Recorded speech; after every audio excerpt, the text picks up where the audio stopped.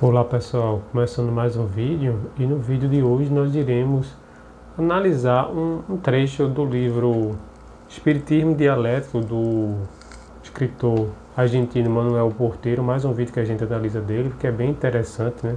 Mais um texto que a gente analisa dele, porque ele traz contribuições muito interessantes que tem tudo a ver com a nossa proposta do nosso canal, que é trazer um espiritismo engajado com as questões sociais, um espiritismo libertador e não alienante, tá? Porque ele vem fazer algumas colocações que caem realmente como uma luva na mensagem que a gente se propõe a passar.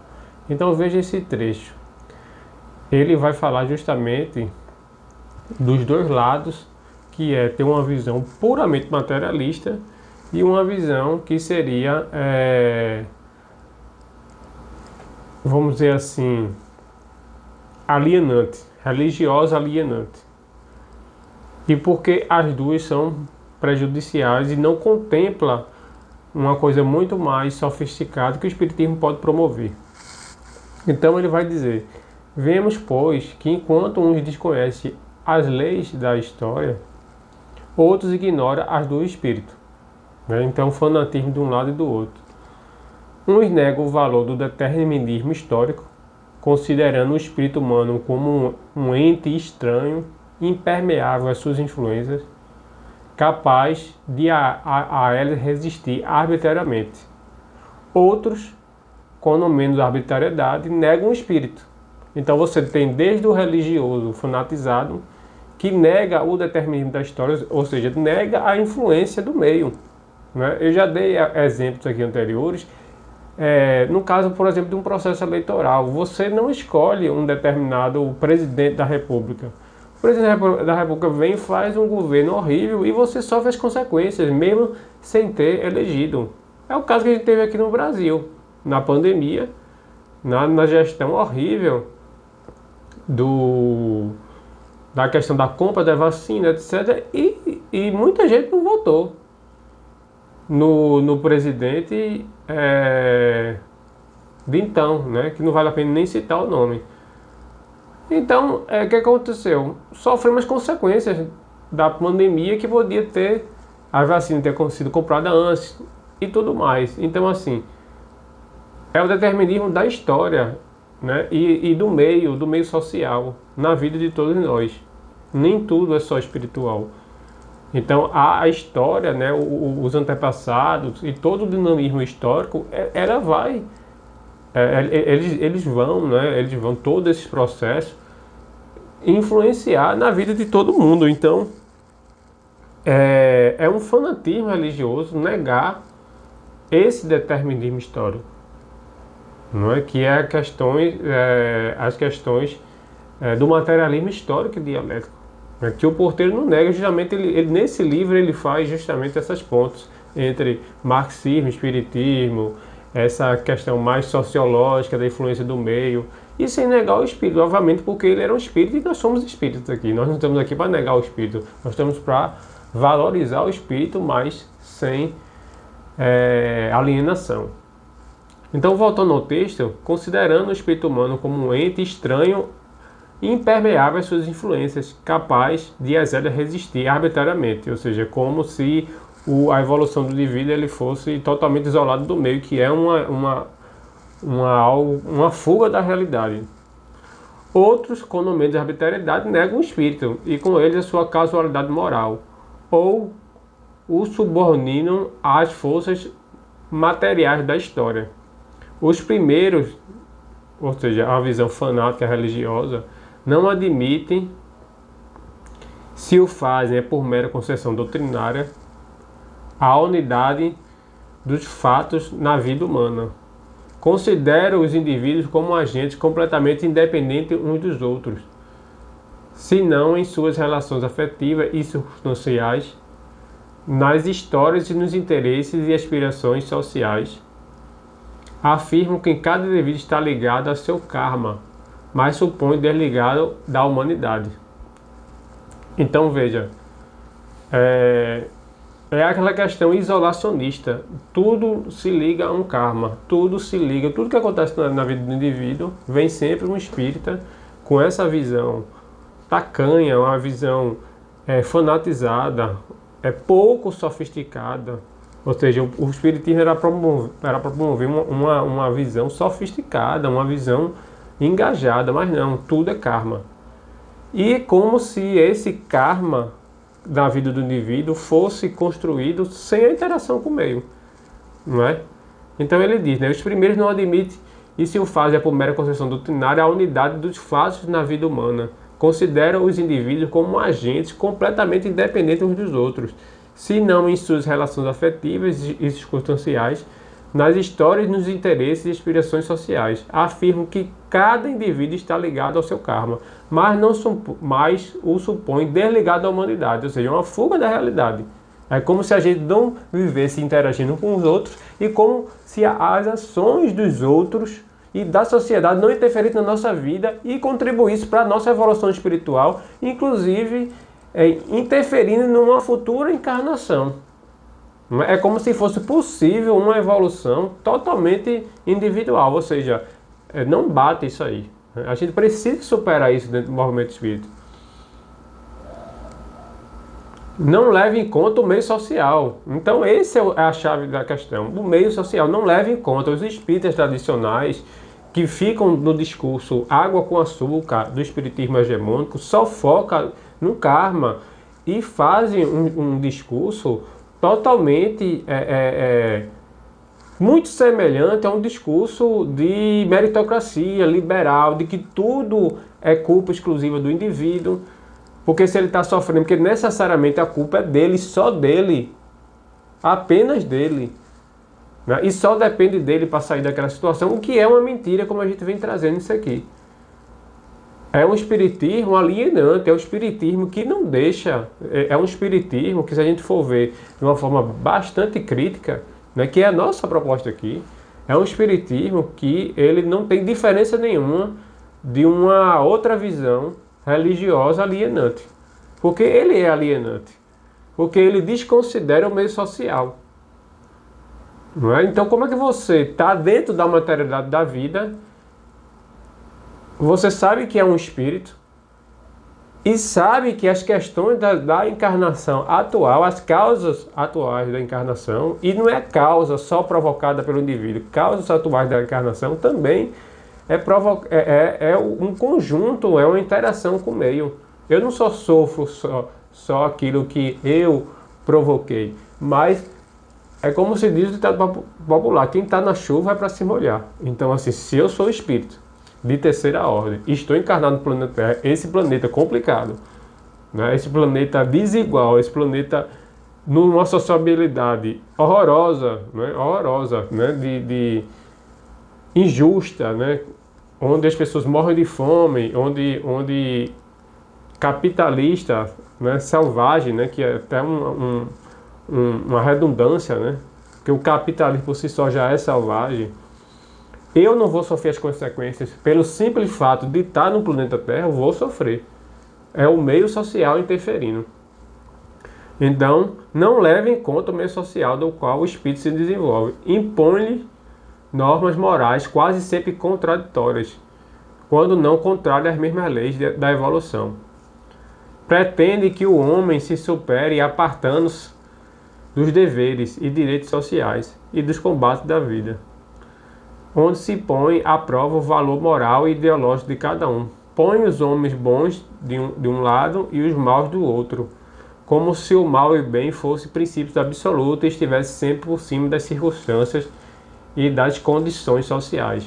Não leva em conta o clima, nem o temperamento, nem os atavismos, nem o meio, a educação, não respeita qualquer condição para exigir que os indivíduos sejam humildes e bons, mas respeita e defende o regime social que o faz maus, né? Ou seja, é o espírita, né, que não faz nenhuma reflexão sobre a sociabilidade capitalista, né, e olha para as pessoas que não tiveram as condições que ele teve, muitas vezes de classe média, teve estudo de qualidade, teve acesso a tudo, e julga, né, aquele indivíduo está naquela condição porque ele merece. o que ele deveria estar passando. É aquela situação dos salários, né? Se você recebe um salário ruim, é porque é assim mesmo, não é? Ou é porque você é preguiçoso, ou porque Deus quis, né? Porque o próprio Emmanuel, ele reproduz esse discurso que a gente analisou o texto dele aqui e está nos nossos vídeos aqui, que convido a todos que possam assistir essa reflexão sobre o texto Salários de Emmanuel, que reflete essa visão do movimento espírita tradicional, hegemônico, de desconsiderar o meio social. Então, como se o mal e o bem fossem princípios absolutos e estivesse sempre por cima das circunstâncias e das condições sociais. Não leva em conta o clima, nem o temperamento, etc. Já li. Não respeite qualquer condição para exigir que o indivíduo seja humilde e bons, mas respeite e defenda o regime social que o faz mal. Se admite a lei da casualidade espírita, não é para explicar, dentro de uma hipótese científica e racional, o grau de evolução moral e espiritual do ser humano, mas para justificar situações econômicas e sociais, favorecendo com suas conclusões pseudo-filosóficas todas as situações vantajosas, mesmo as obtidas à base de crime, vícios e explorações iníquas. Os segundos, né, os fanáticos, né, o fanático pelo materialismo, como a gente já viu aqui, por sua vez, fazem um homem um mero produto fisiológico, mesológico, do meio ou econômico, conforme os casos, ou complexo desse e de outros fatores externos. O homem, nesse segundo caso, né, numa visão puramente materialista, é sujeito a um ou vários determinismos fatalistas ou determinismo filosófico. Na verdade, ele está fazendo uma conclusão, né? O homem está, nesse caso, sujeito a um ou vários determinismos fatalistas, ou determinismo fisiológico, ou determinismo psicológico, psicologia social, ou determinismo econômico, marxismo, ou determinismo histórico, conceito materialista da vida e da história, ou é o rançoso fatalismo determinista teológico. Em qualquer desses determinismos, o homem carece de espontaneidade e de autonomia individual relativa, entenda-se, né? Ou seja, a autonomia individual é relativa. Por quê? Porque tem vários fatores em jogo. Não é só o materialismo, como é o título desse vídeo, mas também não é um espiritualismo, um espiritismo fanatizado.